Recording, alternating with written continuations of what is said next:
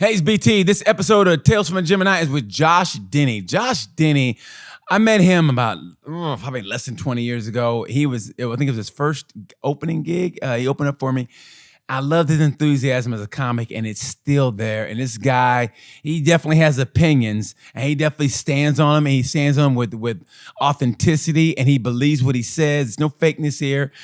And he talks about the right to free speech. We get deep off in it, and it is entertaining, it's funny, and it's intelligent. One of my favorite podcasts of all time. You get a chance to watch Josh Denny, watch his podcast, Jinkum, and also he'll be at in Orlando June 25th. So I hope you enjoy this podcast with Josh Denny. 1, 2. 1, 2, 3. Hey, it's BT with Tales from a Gemini. Man, I think the last couple of weeks I've been keeping it real with my roots and stand-up comedy and everything.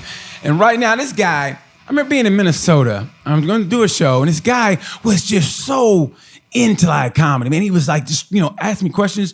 And I loved it because it was like he was a white me. He was just really trying to soak it all up. And he was like, asked me questions when we went out to eat. And I was like, yeah, man. But I loved it because it was an enthusiasm that if you took it the wrong way, you're like, man, what is wrong with this motherfucker? But it was organic. It was authentic. And he was just into comedy, even into it. And even now, I think we lost touch a little bit. And then I look on Twitter, and this guy's fucking killing it. And he has a stance. And let me tell you something, man. He has a stance where not everybody's going to agree with it. But I know this guy. And so if you don't know him, you're going to, if you're, I can't say stupid, but if you don't know him and unaware, you look at it and go, man, this guy's a fucking racist, or this guy this and that. But I know this guy, and I had to have him on because I know you don't shy away from topics that people tend to shy away from. So that's why I had you on, because I know you and I know your heart, and that's why I had you on. So we're going to kick it. But first of all, welcome to the studio, my man, Mr. Josh Denny. How you doing, buddy? Hey, thanks for having me, man. No, I mean that, man. Your tweets, I was like, this motherfucker here is fucking lighting. He's lighting the firecracker like at Looney Tunes. You're lighting the firecracker, watch it go, and you don't give a shit. And I honestly, how have you not been suspended from Twitter? How? It's amazing, right? I always joke with people. Well, number one, I think it's because I'm pretty good at not violating the terms of service, right? So I don't ever get into back and forth with people, or I don't ever really call anybody names or direct any of my stuff at any individual person. A lot of it is really just sort of phrased in the form of a question of, hey, have you ever noticed this, or what do you think of this? And so I think that's one of the reasons why. But it was weird. And people, it's so funny with all the different controversial topics I've weighed in on over the years. The only tweet that they ever made me delete that ever got flagged was a joke I made about the singer Billie Eilish. And What'd you say? I said her music is so bad that we should have given Michael Jackson as many children as he needed. And they were just like, you got to take this down. God damn. Yeah, I told you he went hard in the paint. That's the only one that ever got flagged for removal that I had to take down. And I was like, okay. But you don't like Billie Eilish? You don't like her? Well, it was when her documentary came out, and I was like, oh, she's such a brat. Did you ever watch her doc? No, I just was like, how does she have a concept? Because all the music she sings. Yeah, it's like soft white girl. Like you and I bonded when we met. First of all, thank you for the nice words about enthusiasm towards comedy, but you were the first comedian I ever emceed at a club for. Yeah, I mean, honestly, I remember that, and I'm not even kissing ass. It's the truth. I just fucking love that you were like so into it. You weren't full. I mean, it was just like I said, it was unbridled enthusiasm that you fucking want from somebody. I want somebody to be like, hey man, you're wide-eyed. But the thing about it is, knowing now, you actually came into comedy knowing about the mic and being on stage because you came up in the punk rock bands and you knew all about rock and roll. Your dad was a musician. You played guitar, so you knew all about that shit in the first place. Yeah, and we bonded over both loving metal music and punk rock music and stuff. And you're a Limp Bizkit fan. yeah, it was. I was a huge Limp Bizkit fan. I loved all that new metal stuff. That was the era I grew up in, and Yeah, we like, it was what I loved about you when I met you was like you were into motorcycles and rock music, and that's what I grew up with. And I was like, that's amazing. And the thing that I always loved about you as a comic, watching you on stage, first of all, so much fucking energy, but I loved that you would often surprise the audience with their assumptions about you based on race, and you're like, nah, I'm into all kind of shit you might not expect. And Yeah. so, you know, I think we kind of hit it off on that note because that's kind of what I grew up with, right? I grew up with a lot of people looking at me being this freckled faced white kid and not realizing like I grew up with a black stepdad. I grew up around black people. And so there was this, a lot of assumptions made about me just based off of my exterior. And then people, you know, I started doing like black clubs and stuff when I first started in the Midwest, you know, riverboat shows in Gary, Indiana. Oh, shit. Oh, shit. You know what I I mean? wouldn't even do a Riverboat show in Gary, Indiana. I know it was dicey, but I mean, so it was so much fun in the beginning stages of like, of comedy, of being able to surprise the audience with, you know, things that they wouldn't assume about you. You know what? And the thing about that is, what I like about it is it's authentic, though. It's not like, hey, I'm gonna make up like, you know, some comics, and you know what I'm talking about, especially being in LA or just comics period. They come in, they act like there's something on stage. You get off stage like, wow, you're nothing like you fucking talked about. I mean, I just like a fact that you go on stage and you are who you are, which I don't like that facade. I just like a person who, you know good and well, that motherfucker is the same person on stage as he is off stage. There might be a little bit of degree of difference, but yeah, I try to be the There's always same. going to be some exaggeration on stage, Of course. right? Yeah, of course. But I like the authenticity of, yeah, man, this is who the fuck I am. And that's why, I don't know about you, but it was the ostracization, at least for me. And maybe it was for you. I don't know how it is on your side because, you know, you grew up, at least the way we grew up. Like, how old are you? How old are you?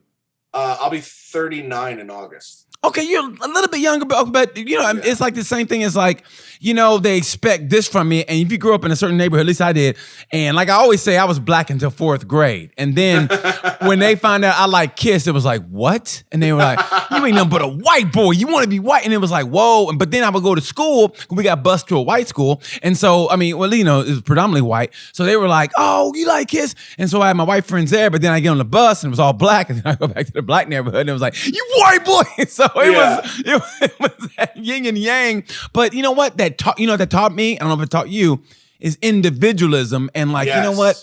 Fuck these people. I can be alone and be happy. Or I can be comfortable in any group and I can mix and match. Like no matter where I go, I can hold a conversation with anybody about anything and feel comfortable, but always be looking for the exits. Yeah, well, it's just about being cultured. It's just about having, you know, exposure to different cultures and stuff. And, you know, I don't know about you, but my parents, like, probably not even necessarily intentionally, just did a good job of exposing me to a lot of different culture growing up. And, you know, and then, and I think in some ways, like, you know, and maybe you've had to navigate this in your life, but like some ways it made me too comfortable around everybody because I kind of grew up with, you know, exposure to everyone. And so what's interesting is like, when I moved, I always tell people this, like when I grew up on the East Coast, like the topic of race, for instance, was something that everybody talked about openly. And then I moved to the Midwest when I was like 15. Yeah. And it was so not spoken, but it was also very pernicious and evil the way that people dealt with people of color or people with different backgrounds or whatever. And so I was like, wow, these people in the Midwest seem more polite, but they're actually a shitload more racist. And then when I moved to LA in 2009, I was like, oh, this is on a whole different sort of systemic level of like, not only are you polite, but you also do horrible shit on a deep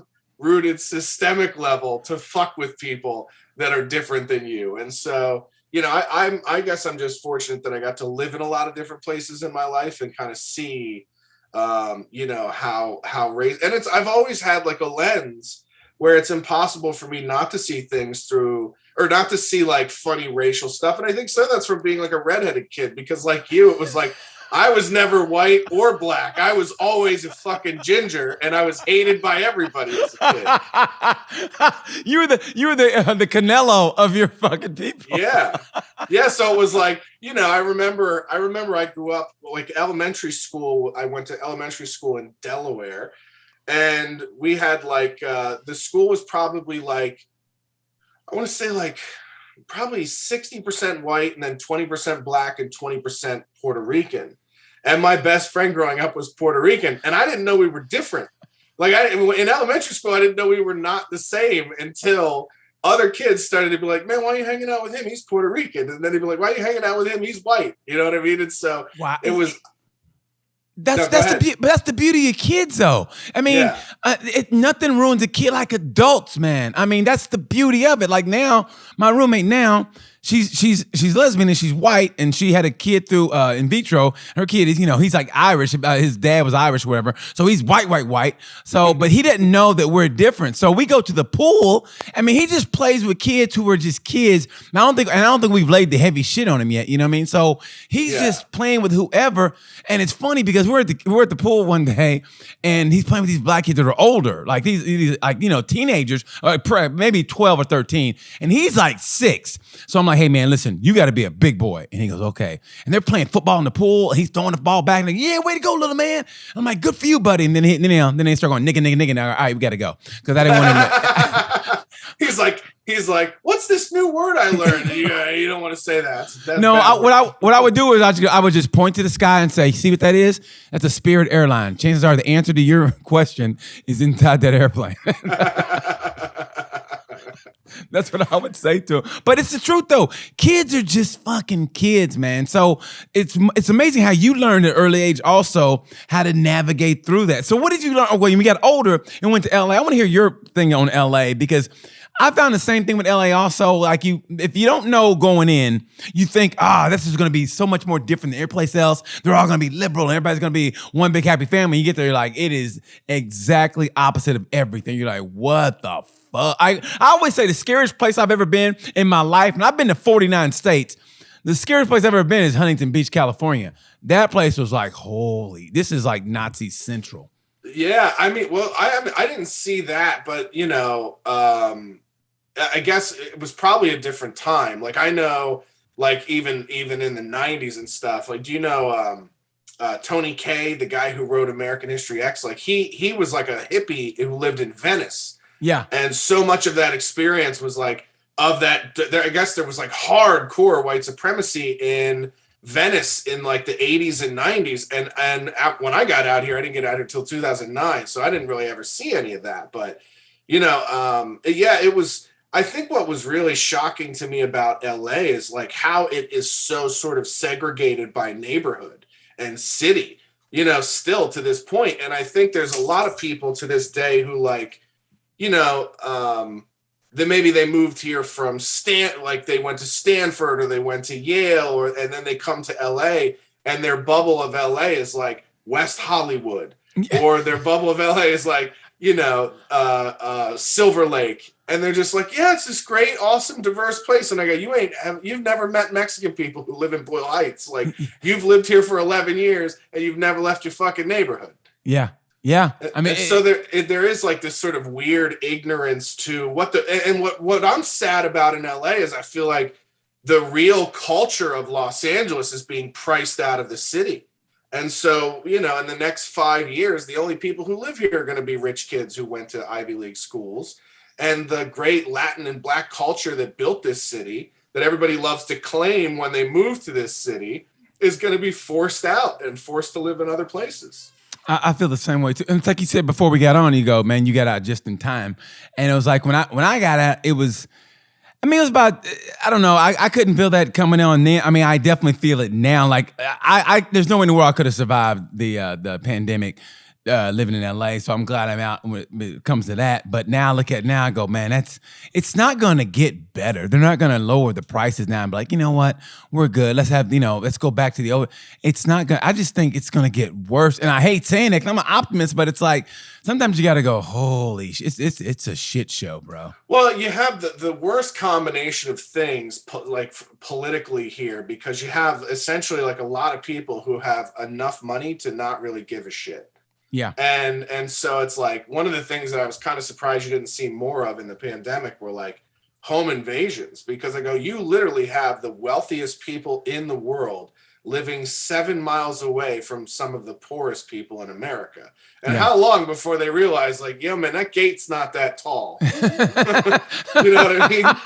That's a fucking, those are shrubs in front of their place. That's not a razor wire fence. Like, you know, it reminds me of that scene from Scarface, the ending scene in Scarface, where they all start scaling at in Tony. That's what that's what you figured. It was like Scarface and Batman, the one with Bane. It's like that movie is so relevant now, and I think forever be, because it's, you know, that thin line between good and evil, between Batman and Bane, and they're separated by this much. And if you read Bane, you understand Bane. I mean, granted, he went off the rails, but only by this much. I understood where he was coming from. He took up for that woman. He basically risked his life. That's why he got all fucked up in the face, because he risked his life for that woman. And he was, like he said, he and Batman were the same, and they took a different path, but that path is separated by, it's like a thin line between love and hate, and that's what it was. And that's the way I see it now, because now, and we talked about this, and that's why I wanted to do this podcast with you, because I don't say arguing, but we were going back and forth, because I was really pissed off about what happened with the Buffalo thing, and you were talking in a tweet, and I was like, this is going on too fucking long. We gotta talk about this in a podcast. But I'm glad you understood that I wasn't yelling at you, and I wasn't, not at all. And I wasn't pissed off at you. And that's why we have this, because the only way I feel that you can settle something nowadays or have a discussion nowadays is it's got to be one-on-one, and it's got to be people are willing to listen without talking over somebody, and it's got to be civil. And that's why I did this, because like I said, I knew you were coming from, and I knew we could have this discussion without yelling here and somebody over here, because nothing gets accomplished that way. Nothing. Yeah. Yeah, and also too, I think you have to come from I think now with there being so much noise on the internet, you know, like our back and forth, it's like, I know you, you know me, we both know we're coming from a good place ultimately. And I think, you know, we just might have different views on, you know, on what maybe like some of the problems are, what some of the symptoms are, you know, and I talked about this thing a lot this weekend, and even like on a conspiratorial level of like, you know, there's patterns I start to notice with these mass shootings that scare me, that really fucking bother the shit out of me. Like one of the things I mentioned to you is like, you know, I can't believe that this, with the kind of chaos that ensued, that this dude was like gently led into a police car, you know, and carried off. And I was just like, if I'm one of those cops, I'm shooting that fucking guy. Like when you see that kind of horror, that kind of, you know, that sort of like no regard for human life. And I made the mistake of like going through and watching the video and everything. And I was like, first of all, that's not some 18-year-old kid. That's a trained killer. Yeah. And, you know, and I was like, that was like military tactical precision. Yes. And what scares me when I see shit like that is I go, I don't think that's a wayward kid with a shitty ideology and a manifesto.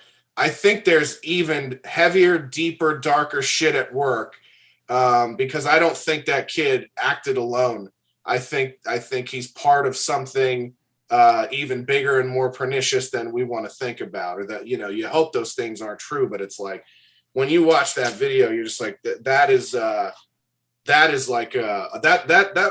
was a war video to me, not some lost kid. Like that felt much more evil and much more practiced and prepared for than the way Columbine went down, if that makes sense, or like some of these other school shootings. Well, basically, honestly, what I think is, and you just said that, but you said it without saying it is, you said there's something deeper. I think there's a cell. If it was any other person, if it was somebody of Middle Eastern descent, we would say, see if there's a cell in that area or whatever. So there's got to be a of white domestic terrorism. Let's just call it what it is. That's domestic terrorism. So there's got to be a cell. Yeah, there's no way. He didn't have a job. He's a teenager. How do you afford body armor, a gun like that? And like you said, military precision. And video games don't make you that precise. Like there's a whole different, I mean, I don't know. I think you grew up in the Midwest, right? Right, Oklahoma, born and raised Oklahoma. Did you grow up hunting or doing any of that stuff? Like I grew up hunting and shooting guns and stuff as a kid all the time. I never became that good of a shot from hunting or practicing with rifles or anything like that. I mean, like that's not the first time that kid has gone through a tactical shooting thing. So it's like that whatever he's behind, and this is where it gets conspiratorial, right? Because to me, that looks like government military training. But no matter who he's affiliated with, you know, that's not a kid who's like angry on the internet. There's so much more at work that makes that kid into that kind of killer. That's not beginner's luck. That's not, right. Whoa, look what I did. Personally, I mean, like you said, since we're going conspiracy, whatever, but hey, I really think there's a cell, right? He's communicating with other people. And who's to say there's not some law enforcement people who are teaching him that? Yes. Or somebody involved, or somebody in the military, or somebody involved. The thing I don't like to think about, but is very possible is does, you know, when you think about like a lot of people talk about 9/11, like was that our own government weaponizing terror against us? I got the same kind of chilling. Somebody said to me the words this weekend, Manchurian Candidate, and I was like, holy shit, dude! Like it did feel like that, where it was just like it makes you wonder like what kind of evil shit our own government might be up to fucking put us at war with each other. And so that was kind of where I was coming from, where it was like when I said I can't remember what the line was, where I was like, what I was trying to say is like, be a little bit more cautious about how quickly we are to say that this is a gun problem or a white supremacy problem or any of these other things. Not to say that it isn't, but it's like, when I saw that video clip, I'm like, this is so much more. There's so much more at work here, whether it's domestic terrorism, whether this kid is a trained killer by our own government, sent out to do shit like this, to weaponize people against each other, to create division and hate, to drive votes. Because over these last 2 or 3 years, I feel like everything our government does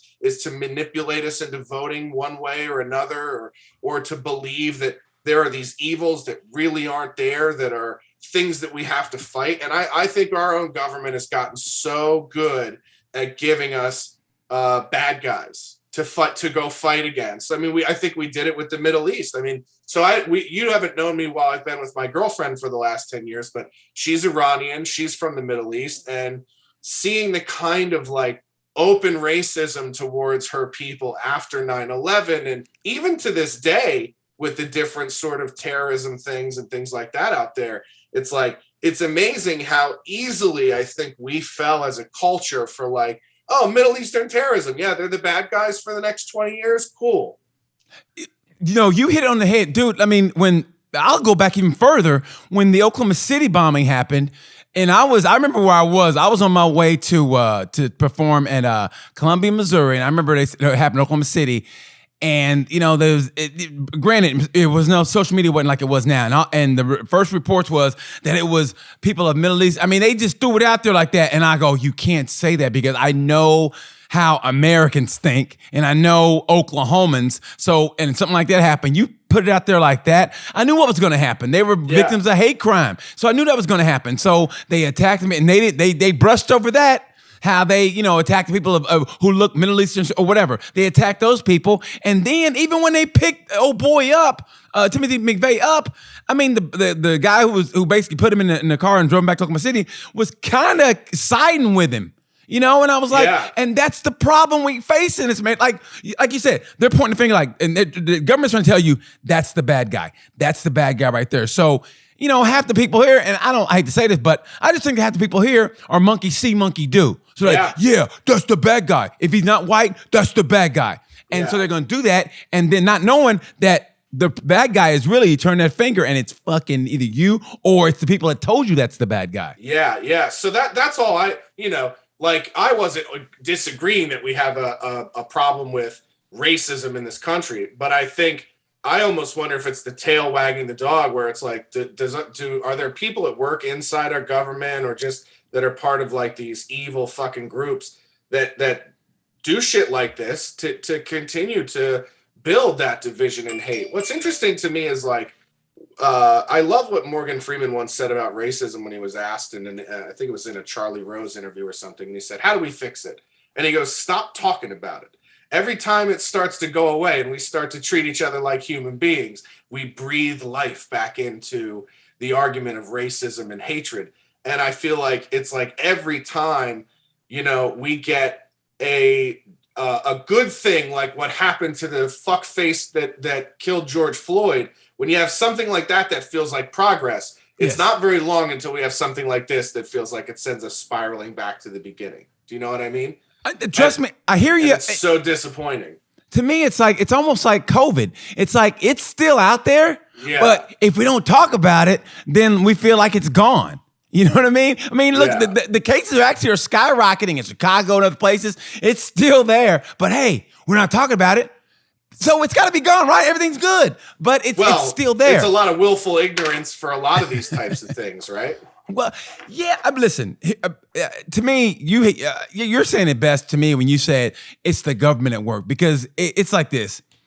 I feel like they're telling us, hey, man, we need to come together as a country. At the same time, when we feel like we are, then I feel like they divide us. And I'm telling you, BT, it's not. So I'm doing a thing with the Walkaway group on Saturday. I'm speaking in LA, and this is just from 30,000 feet, pull back and go. Isn't it interesting now that 6 months away from a midterm election, where the presumption is that because of the economy, the people in power, which are Democrats, are going to get, everyone's saying it's going to be a bloodbath at the midterm. They're going to get destroyed because whether you like Trump or not, or whether you like Biden or not, the economy and the cost of living and everything else has been devastating in the last 3 months even. And isn't it amazing now that we're 6 months out from an election cycle, right when campaigns begin, and the two things we're now talking about again are a woman's right to choose and the problem of white supremacy in America. And it just seems too fucking convenient in the timing to where I look at that and go, listen, man, I don't trust this government, and I would not put it past them to be training kids like this to do fucking terrorist shit in our country. To again, perfect timing. 6 months out from an election cycle, and now the left has white supremacy still a problem in America, and they want to take away women's rights to their own bodies. And it's like, wow, how did these two topics come up again just right in time for election season? Really? I don't trust it, man. I don't trust it. I think everything has a conspiratorial aspect to it. And listen, I won't disagree with you on that. And maybe you're opening my mind to it. I mean, honestly, like right now, like, okay, because that's why I love talking to people who have maybe a different viewpoint than me, because I love that, because it gets me out of my fucking head. Because honestly, I don't know all the answers. I'm thinking this way, and I'm like, now here you go. Okay, I hear you, but I just always go back, maybe because I'm older and where I grew up. More. Yeah, I've seen a little bit more. Life. But also, like I said, you come from a great place, because you lived in, like I said, East Coast, Midwest, West Coast. Black stepdad, you're white, redhead. You've got a jambalaya of experiences in it that I don't. But the same way, I grew up in a rural setting, and I remember seeing we talked about the kid, maybe he was trained, but I remember like white kids in Tulsa would go to the north side of Tulsa, whatever, and they throw bricks at the black kids. At night they would drive by a car basically and throw bricks. Nothing would happen to them because the cops are basically on a white supremacist also. So I knew that growing up. So that's why we never trusted them, because we knew what was happening. And also with the Tulsa massacre, who growing up we heard nothing about that until it wasn't even discussed in school. Discussed in school. We had Oklahoma history, and all it was Native American history, and they never even grazed over. And only in the matter of fact, me and my brother talked about it. He goes, hey man, did you ever hear about this at all? He goes, he talked to people older than me, like in their 70s, 80s. They heard nothing about this. And that was never talked about. Never. Only now. And even the mayor of Tulsa's like, I think he basically said, yeah, I think my people were involved in it. But, and it's like, hey, man, shut the fuck up. Because, I mean, if anybody catch a case, it's the mayor of fucking Tulsa. And if we're talking about reparations, like, hey, motherfucker, you just basically indicted yourself. So shut the fuck up. But, I mean, so I'm coming from a different perspective, and I hear what you're saying. But it's like, to me, it's always been there. And I just think that level of white supremacy, as far as terrorism, has always been planted and always will be. And I feel that it's going to grow stronger as a perception of them losing the power is, they think they're losing the power, so they're gonna like basically take it to the 2-minute drill. Like, I think that's why you're gonna see more shooting of unarmed black men. You're gonna see more like catching that, like the rappers catching RICO cases. I never heard about this shit until just recently. All this other shit. I mean, but it goes back to rappers are catching RICO cases. But check this out: your congressman or woman can own stock in a pharmaceutical company, use their government power to mandate the products of that pharmaceutical company, use your tax dollars to pay that pharmaceutical company for that product, and then participate in the profits of that product selling with your tax dollars being used to purchase it in their ownership of the stock of that company.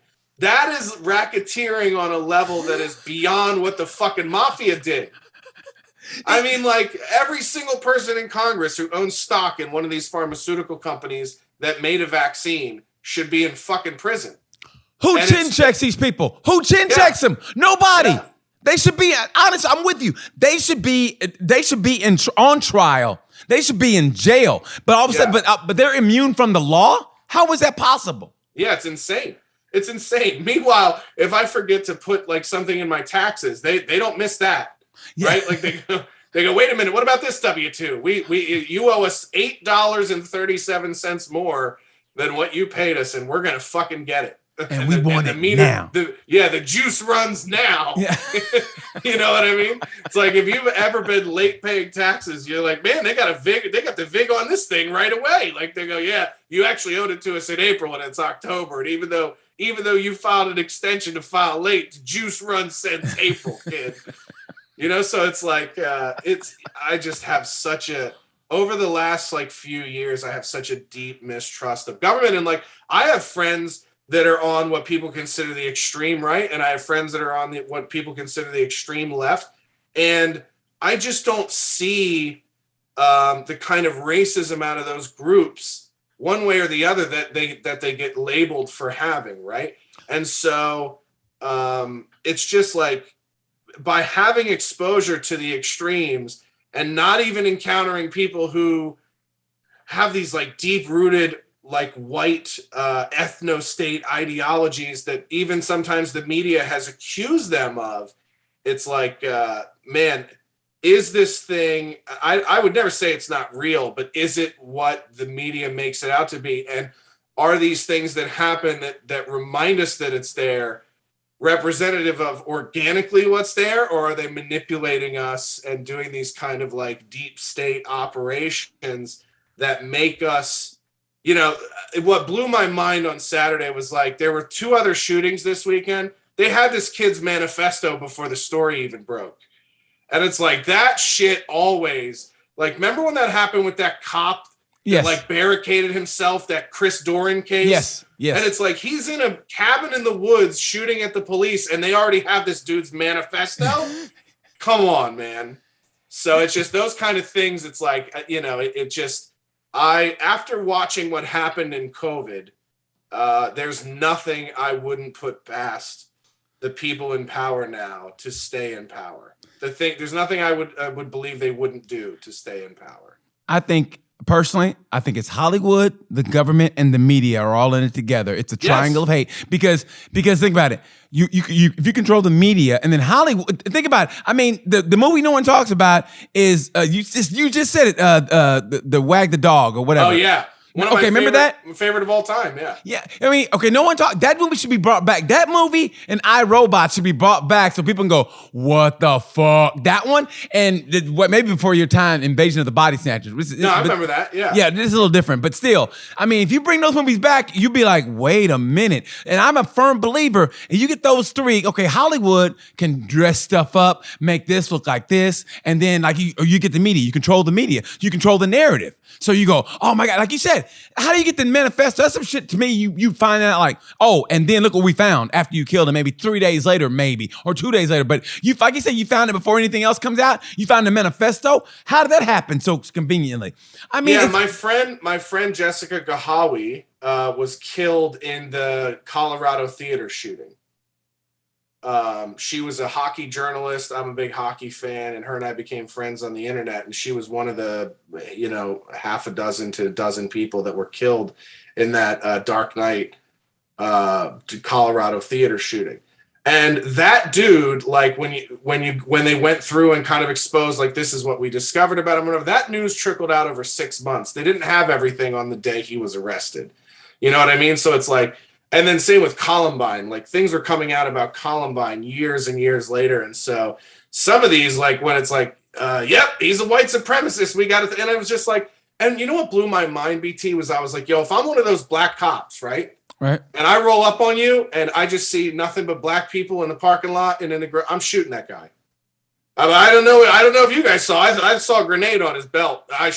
He looked like he was going to throw that thing. No, so the fact that he was just sort of like politely grabbed and cuffed and put in the car, it just felt like I was watching a movie. Well, it was almost the same thing with that Dylan Roof. They took him out to eat. Didn't they take him to Burger King? Yes, exactly. But that's in the South. That's a little different. So it's yeah. I mean, but what's interesting is like, again, if those are real cops and that's I would have took that dude out to eat at Burger King and they would have never seen him again. You know what I mean? So it's just like, I just don't understand, some of these white supremacy shootings to me are just too clean. They're just too clean in the sense of like, and we've never had, I mean, like the dude had racist shit written on his gun and it was shot first person like a fucking, like a Call of Duty or something. And it was like, if I tweeted a joke about Billie Eilish, I got taken down immediately. You're telling me this guy live streamed a shooting and it didn't get pulled off the platform? And it was somehow, I loved all the articles that came out on Monday. Like, here's why the video lived on Facebook and Twitter. Like, it's because the algorithm didn't catch it, blah, blah. It was like, they had the excuses ready to go why this brutal shooting just happened to be available on the internet for everybody to see. And it's like, I don't trust these motherfuckers in Washington at all. And I absolutely, do I think our government would massacre black people to fucking push an election? Yeah, I do. Yeah. They've been doing it for 200 years. I remember the Battle of Bamber Bridge in World War II in England? That's one of my favorites. How England basically took up for us.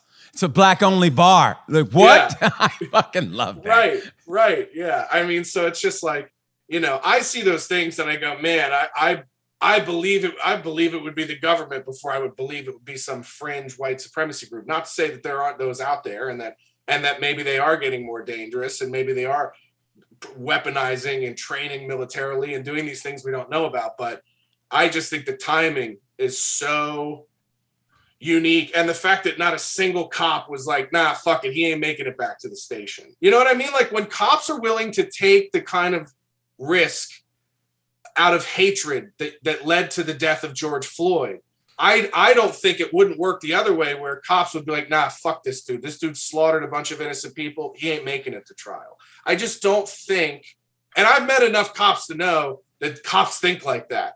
Like when somebody does some shit like that, every cop I grew up with in Philadelphia, that my family, that were friends of our family and stuff, that motherfucker would have never made it back to the prison. Never. He would have never made it to trial. Well, speaking of which, did you know any cops that were involved in that bombing of the MOVE movement in 85, 86? No, I don't think so. No. That was what happened there, right? No. The MOVE movement was they were basically kind of like black hippies, whatever. They kind of want to kind of separatist movement. They were doing some kind of really cool things. And they took up for they didn't like abuse of animals and this and that. And they were kind of being self-sustaining. They supposedly got into a shootout with cops, and so they barricaded themselves in an apartment. They dropped a bomb on them in an apartment complex and blew up a whole city block. Wow. And that was in 85, 86. And that was when I was like, even as a kid, I was like, wow. I mean, you blew up a whole city block to get basically this many people. I mean, that's little stuff like that shakes me to the core because that to me that's a different kind of hatred on a different level. I mean, like you watched the Branch Davidians and what happened there. Yeah, okay. The David Koresh thing, yeah. And great, what was that, a mini series or whatever that ended up on Netflix? Yeah. Did you watch that one? I didn't see them. I watched it live. So I didn't know. It was like, you probably remember, I was too young when it happened, but. So I'm watching that, and I remember just watching that they're barricaded. Okay, they're waiting, and finally, basically Janet Reno said, "Fuck it, we're going in." I mean, that's basically what they did. Rolled tanks right into their compound. They fucking barbecued those motherfuckers, and then I mean that was a spark for Timothy McVeigh, whatever, and this and that. And I'm watching it, and I'm like, I mean, the government's always at the root of a lot of fucking evil. So being that as it may, I always want to ask you, you're a big advocate for free speech, okay? Yeah. Now, in that, do you feel that, and my producer Wyatt feels the same way, he goes, basically, he thinks everything should be out there, and you should be able to make your own decisions, and everything should be out there. And playing devil's advocate, I go, it's almost like, okay, you see what happened with people talk. What if Trump comes back with Twitter? The people were freaking. I know you talked about Elon Musk and how people on the left think this about if he comes back, I'm leaving because he's going to allow these people to come back and free speech. But being that as it may, you can have free speech, but. And I think you and I both are kind of like strong-minded individuals where no matter who I look up to or I like, okay, I like this person. But if they go so far a different direction, I'm like, man, fuck this. But I think there's a lot of people who go, okay, I'm going to follow whatever they say. And that's what... And that's a side, for instance, that's a side of the right and conservatives that drives me nuts. Like there are people that are so aligned with Trump. Trump could literally come out tomorrow and be like, I think we need to get rid of the Jews. And they'd be like, I'm listening. And you're like, what the fuck? You know what I mean? There are people that are so diehard with Trump that like, even when he says retarded shit, they don't even, there's no divergence. And it's the same. I feel the same way with like friends of mine out here that have gone the other way with crazy liberals, where somebody like Gavin Newsom will come out and be like, we have a $98 billion surplus. And, we're just going to redirect it this way. And it's like, and they're just like, yeah, isn't he doing a great job? And I go, are you out of your mind? Yeah. Like, you can't be so on your team that you're unwilling to criticize when they do stuff that's completely fucked up. It's like having your son that plays pee-wee ball. Like, you can be like, that's my son, but you can also say, man, you fucking sucked out there today. Right, yeah. I mean, seriously, like, you couldn't catch, you couldn't run, you tripped over your own fucking feet. Jesus Christ, I love you. My dad said the same when I grew up playing football. I go, hey, you're my son, I love you, but you wouldn't wear this shit today. I mean, and he would say that. My dad was just one of them old school dudes, and I wish people could have the balls to stand up and go, hey, I'm this, but you know what? That's wrong. And say, instead of going, I'm with you no matter what. I don't care. Whatever you say, I'm with you no matter what. And I think it's where we're at now. I feel like we're on sides and no one is going, no, man, this is wrong. This is wrong. Yeah, I always say that in the culture war, I'm firmly on the side of common sense, right? And this is what I'll say when people talk about, like, you see all the stuff on Twitter that's coming out now through Project Veritas, and they're releasing videos of like dudes on Tinder dates that are like high level executives with Twitter, and they're talking about like, we have a responsibility to make sure that only the right information exists on our platform, and we have a responsibility basically to like curate the narrative. And it's like, listen, this is my philosophy on it, and people don't have to agree with it, but if there are white supremacists out there, don't censor them. That actually galvanizes their ideology. And it makes it feel like, look, if we weren't telling the truth, they wouldn't be trying to silence us. And then idiots go, yeah, right? Let them fucking say that shit. The best way to kill bad ideology is to make sure that it is met with a better ideology. So let those people talk their bullshit and stupid shit out in the public forum so that they can be woke up with opposition. Let people oppose those views and tell them why they're wrong, and defeat their shitty ideology on the lack of merits of that ideology. When you make something taboo, think about it when we were kids, even with pornography. With something that was taboo, it automatically becomes sexy and of interest. And you go, oh, like, what's that? That's what's sexy about QAnon, right? Is this idea that, like, you can't talk about it anywhere. They'll throw you off the internet. And then those whack jobs who get into QAnon are like, it's fucking real. That's why they won't let us talk about it. It's like, so, it's like, that's what I think is hilarious, is the left thinks everyone on the right is Nazi white supremacists, and the right thinks everyone on the left is child grooming pedophiles. And it's like,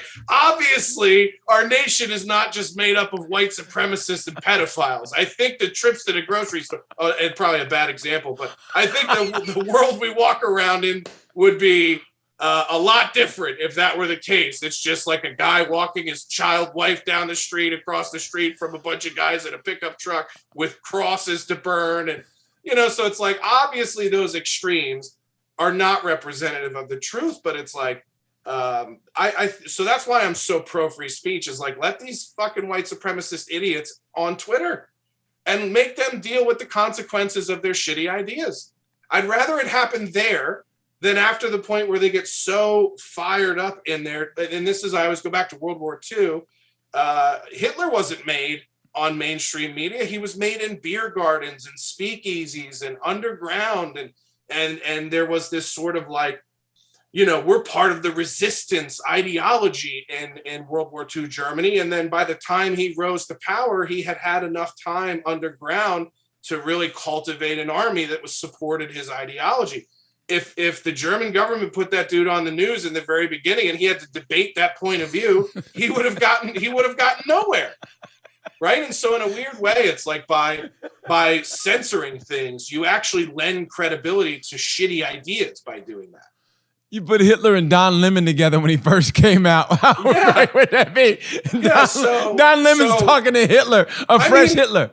Yeah, imagine if Hitler was on like like The Five, and they're like, so Hitler, blonde hair and blue eyes, but you don't have blonde hair and blue eyes. Can you elaborate on that? He'd just be like, well, listen, I know it might look like I have the brown hair and the brown eyes, but my grandmother on my mother's side, now listen to me, hear me out. And it's just like, the whole fucking argument would have fallen apart on day one. You mean the supreme race is different from you, and you should be the leader? Explain it to us. Like, Hitler's on The View. He does BET. Yeah. Whoopi's like, listen, you saying blonde hair, blue eyes, and you ain't even got it yourself. So you looking like an asshole on here right now. Hitler debating Whoopi. And then great would that be? On there like, let him speak, Whoopi. Let him speak. Listen, man, I'm just saying, I'm saying you think you're the supreme race, man. I'm black and I'm Jewish, and I don't like you, man. Okay? I'm just saying that. That's a pretty good Whoopi. I just think it's funny that fucking if Hitler was around today, he'd be doing them shitty shows. He'd be doing The View. Yeah. He'd be on fucking. He'd be on Colbert. And this is what's so funny is like these like white supremacy guys like Richard Spencer or whatever who definitely are white supremacists. It's like if that guy's pushing some white supremacy book, bring him on The View and show what a fucking idiot he is. That's the best. He'll not sell any books. Go on Oprah. Try to tell her what you think, Richard Spencer. See how many books you sell. Like there are very smart people in this country who can debate shitty ideology. Let them do it, right? Like, so to me, I think censorship is bad for that. I think it lends validity to bad ideologies and bad ideas, and I would hate for dumb people with shitty ideas to feel like they're punk rock in some way. Yes. And for that to sort of grow in this sort of underground movement. Dude, you almost lost me at pornography. Once you said that, I was like, I remember the good old days when it was on the top shelf and it was blacked out. You could just see the title. And it was Playboy, which was like basically like marijuana today. And then it was like, then you had the hard stuff like Hustler. You had Penthouse. Then you had We. Remember We? Oh, It was the abnormally large like magazine. And you were like, oh, I mean, We was that was like straight up pure cut, uncut cocaine. That's what We was. Remember fucking trading magazines with kids you went to school with back in the day? Like, dude, I used to have to go cross town and there's this barber shop, this old white guy, and he had literally stacks at his barber shop, and I would go and buy some. And I was all of maybe 14, 15, maybe. And he had to be 18. He goes, how old are you? 18? All right. And I was giving him the money, he goes, how old are you? 18. All right. Have a good one. And I would take them and I put them in my underneath my shoe. I had boots on. I rode bicycle with boots on. It was Oklahoma. So I put them inside my boots and I'd ride back home and put them inside my album. I had like 5 albums, but they were like this far apart because I had pornography. And then, how many records are you cramming into these sleeves, young man? Dude, I mean, I literally had about 6 out, but they were this far apart. And I went to junior college, came back home from the Your break. parents are like, I didn't know that Whitesnake made a double album. What is this?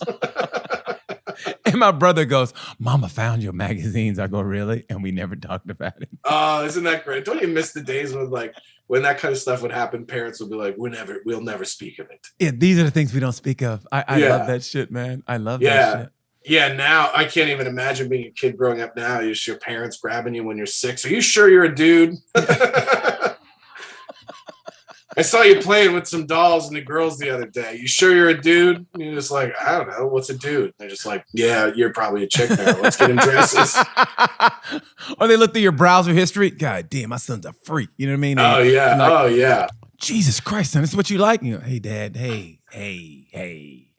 You know what's interesting, though? And I don't know if this is your experience, but like I've actually found that like, there's a lot. This is like a big movement in LA, and I don't know if you've seen this, but it's like there's this big push against pornography now. Like, and it's like it's actually coming from the sort of extremists on both sides of the political aisle. Like, super religious conservatives have always sort of been anti-pornography, but now even like super liberal women are anti-pornography because they believe it's having a profound effect on their intimacy with their partners. And I've actually found that like, because there's so much graphic shit on the internet that like my tastes have actually become more conservative and more like it's actually gone the other way by having everything on the menu. Like what interests me or turns me on is like so tame compared to a lot of the shit that's out there. And so, and it's weird. And maybe that's just me as a personality, because as a kid, both my parents kind of always gave me ultimate freedom to decide for myself. Yeah. And in a weird way, that almost reined me in, where it was just like, well, I don't want to ruin the responsibility of having all of this freedom. And so let me make sure I make the right choices. And I almost wonder if that's really like a character thing for just me, or if that's something that other people can relate to. Well, you know what? But it makes sense, because there's people, if you look about, I'm saying, I don't know how the majority of it is, but a lot of those actresses and actors, I mean, they come from really religious families. So, you know, those families don't know they do that. I mean, you know what I mean? It's like, because they don't, supposedly they don't look at it. So that's why they're like, it was so taboo when they found out, like, do you remember a movie long years ago with, it was George C. Scott. Remember that name? He played Patton. And the movie was, it was a pornography movie. His daughter, he was a really religious dude. I think maybe a pastor. And his daughter, and they were really, really religious. And his daughter, I remember like in the very beginning, she goes, they were playing a game, her and her friend. And it was something like they, touched her titty. And she was like, oh, and that was the big thing. And then she went off to LA, and she became an actor. He went to go find her. And it went in that seedy road about, but that's why I think it is, because if you, like you said, if you keep it taboo and like, no, this is bad, it's bad, it's bad, well, they're going to go, why is it bad? And they're going to want to see that. And it's almost like the same with those, parents that let their kids drink. Hey, as long as you drink at home, you're cool, blah, blah, blah, or whatever. And I think those kids, and granted, kids are basically a scientific experiment, basically. So you're like, okay, I'm going to give you all this freedom. Don't fuck it up. And for the most part, like you said, they said free reign. So you were like, okay, I'm cool. You know what I mean? It's like, I won't get in trouble, but this is my speed right here. I don't have to go to the extreme. Whereas a kid maybe who was like, no, don't watch this is bad. This is wrong. Or Jesus says it's wrong, or whatever. Then they're going to be like, I'm here. I'm going to absorb all this shit because it was taboo. Yeah. I mean, it's like, and it's all our upbringing, right? Like, so I've never been a guy who drinks. I've never been into drugs, but we didn't have a lot of food in the house growing up. And so what do you think I spend all my money on? And what's my vice as an adult? It's food. It's like I eat whatever I want, whenever I want. I spend whatever money I want on food because that was the thing that like we didn't have growing up. And look at you. You even got a job on the Food Network, you motherfucker. I know, yeah. He was the host of Ginormous Food. And I was like, I was so jealous when I saw it in your bio. I go, you motherfucker. Do you talk about porn?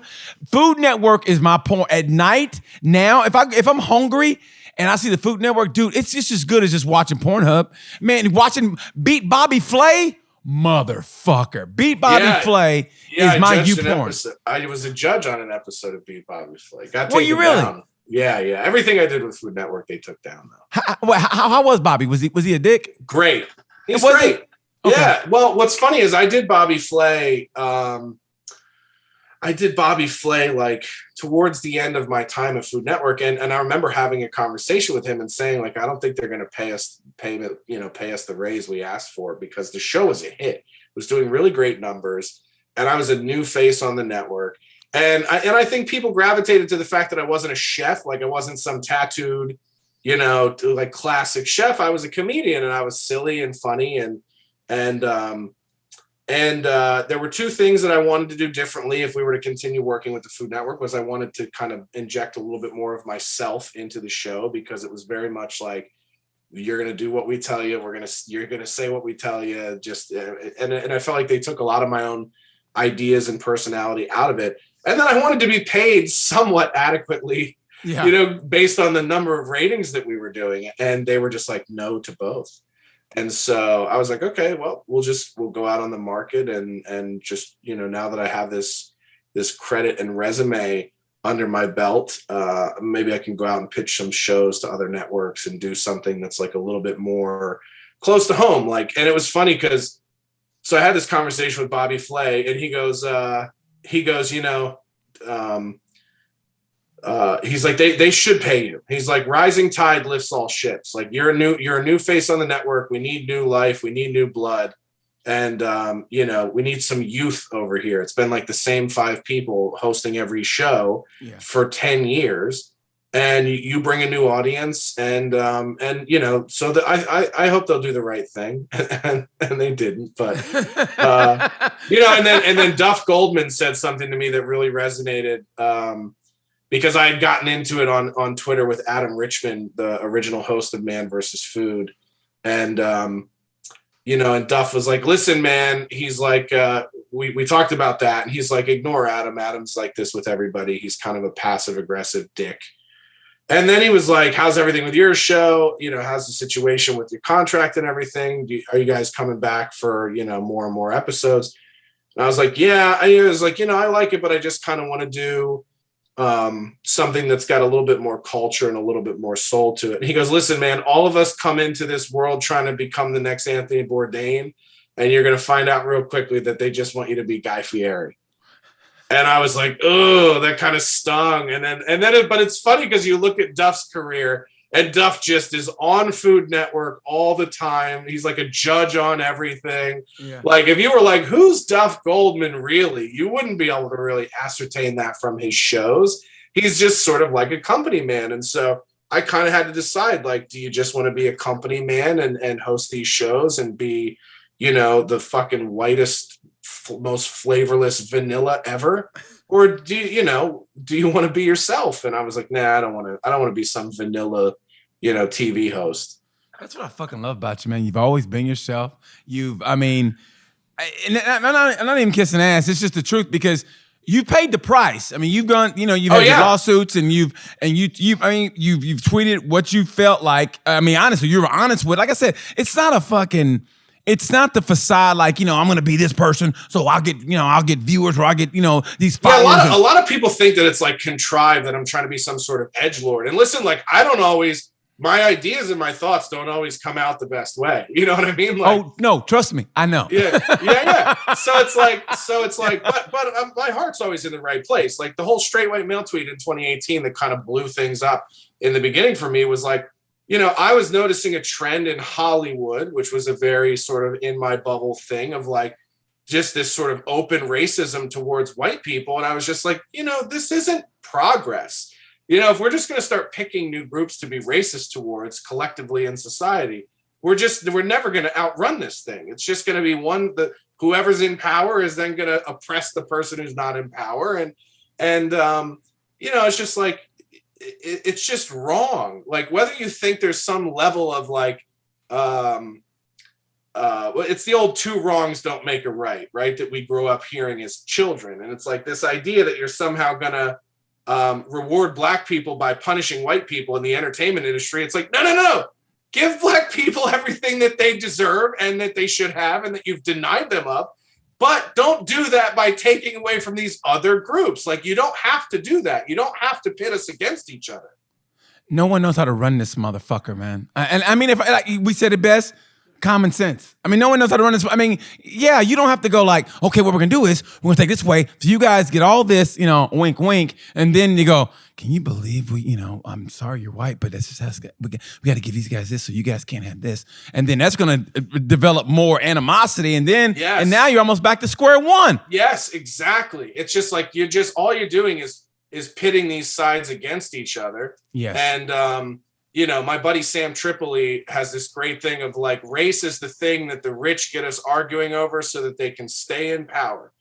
And he's so right about that. It's like, they make us believe that both of us in impoverished circumstances are each other's enemy and that the system and the state is not our common enemy. And they would be terrified if black people and white people came together and realized that the government is our enemy, that Hollywood is our enemy, that the media is our enemy, because the minute we do that, we take our country back. And that is what they're trying to prevent from happening with us across the board. I had this great 2-part episode podcast on my podcast, Jankum. I love Jankum, by the way. Fucking hey, that's brilliant. The name is brilliant. Fucking brilliant. But with a guy named Bertrand Cooper, and he's his name on Twitter is Black Trash, but he caught a lot of heat because he wrote an article about how the push for diversity in Hollywood is actually not diverse if you start to do a little research. And you find out that all the black people that are getting these TV show deals and film deals and everything else in Hollywood are not socioeconomically the black people that need opportunity or that have not been getting opportunity.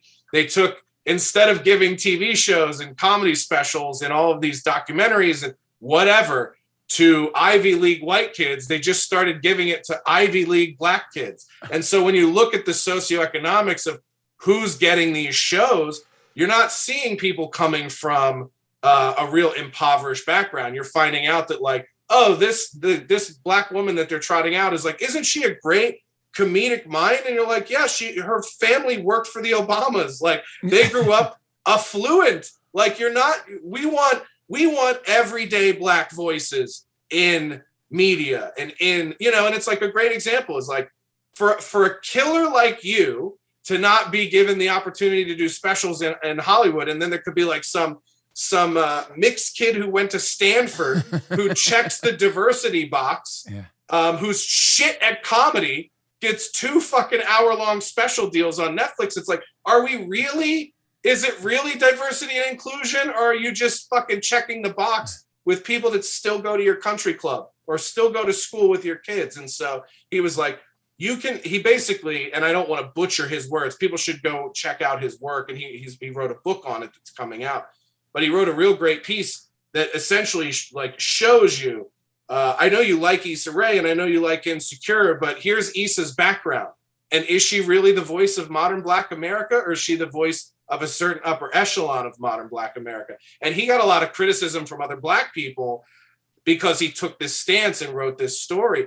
And I asked him, like, what was it? And he goes, well, being the product of an interracial marriage growing up. And he goes, I had a dad who dealt drugs and a dad who was, in and out of the prison system. And my mom was a drug addict. And so I had these problems. He goes, and then when I started to get into college, I started realizing that the people that were speaking up about the Black experience didn't have it. They didn't have any. They didn't know what it was like to come from a real impoverished background or whatever. And he goes, so people looked at me because I was mixed or light-skinned and assumed that I had the least amount of actual experience in that socioeconomic bracket. And the reality is I was the only one in my academic circles who had real life experience with these things. And so I found that the people who were chosen to be speaking on my behalf really knew nothing about the world that I came from. And he goes, I encountered it in academia, and then I started noticing that same trend in Hollywood. And we had a really great 2-part episode of my podcast where we talked about all of that. Josh, we got to go. God damn it. I knew it was going to be this way because I know. But that's what I like about this, because we get it in and it makes you want more instead of like fizzling out like, all right, people are like, is this thing going to be in? And like, it makes you want more. God damn it. We're going to do a part 2. I don't know when, but we're going to definitely do a part 2. Yeah, I'd love to have you on mine. Fuck yeah. I would love to, dude. I would love to. I mean, I'm not just saying this shit. I would love to do a Jinkum. If you guys, Josh Denny, his podcast Jinkum is great. He's going to be June 25th in Orlando on Censor TV. Tell him about what the comedy thing is. Yeah. It's Censor TV Presents. So I do a show called Next Week Tonight where we sort of roast news shows and kind of mock news shows on Censor TV. And then me and Gavin from Censor and then Anthony Cumia will all be doing a live show June 25th in Orlando, Florida. So people can go to my website, joshdennycomedy.com, and get tickets there for that event. It's the first real big show that I've done since the shutdown. So I did a couple small ones last year. And I just hated the travel with still all the restrictions and hotels and everything with COVID protocols. So I haven't really gone out and done the road a lot, but I'll be running a lot of new material. And my hope is to try to shoot a special by the end of the year, just do it independently. So I'll be running a lot of that new stuff on this tour this summer. Well, that's going to be good, because I like about that is just the rawness of it. And if for some reason comics can't explain it, but that newness and that rawness, and you can't wait to get to it. Crowds love that. I love that. And you just can't explain it, but it's that electricity of wanting to get it out. And it's not all the way polished, but that's what makes it beautiful. And that's what makes comedy beautiful. God damn it. Josh Denny, great fucking talking to you. We'll definitely have a part 2. Go to his podcast, Jinkum. Go see him when June 25th when he goes to Orlando. Follow him, joshdenny.com. On Instagram, Josh Denny. Thank you, Josh, man. Great talking to you, brother. You Food Network, ginormous eater motherfucker. I appreciate you, man. Hey, thank you so much for your time. Thank you guys for watching Tales from a Gemini. You know how I like to say about this time. You know the word. Peace.